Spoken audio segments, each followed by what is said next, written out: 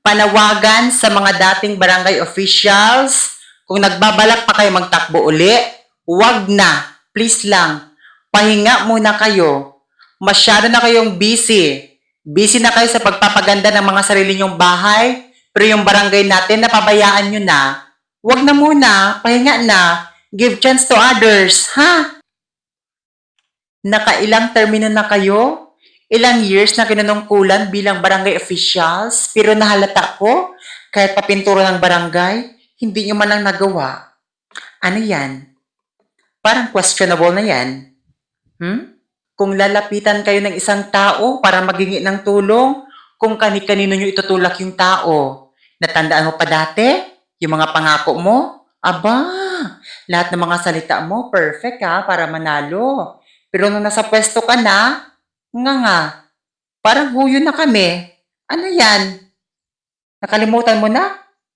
Parang may sakit ka ata sa utak. Ilang beses na kayo na-extend sa pagiging barangay officials, pero wala talagang nakitang improvements. Walang pagbabago. Buti pa yung bahay nyo, may extension na. Asan na yung dating pangako mo na ipapaayos mo yung plaza? Sabi mo, ipa-covered court mo pa ha? Pero nakailang taon ka na, pero kahit stage man lang okay yung basketballan natin, giba na. Walang upuan yung plaza natin eh. Ano yan?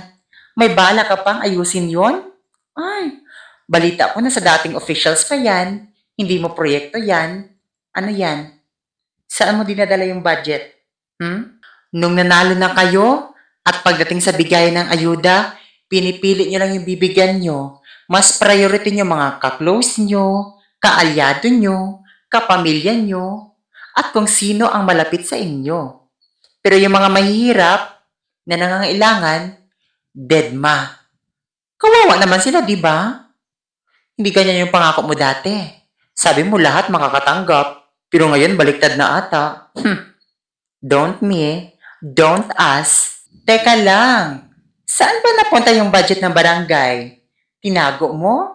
Hinati-hati nyo? O baka naprendan nyo? Nako, kasi sa totoo lang, malaki yung pagbabago ng isang barangay kung ang budget nagamit lang ng wasto.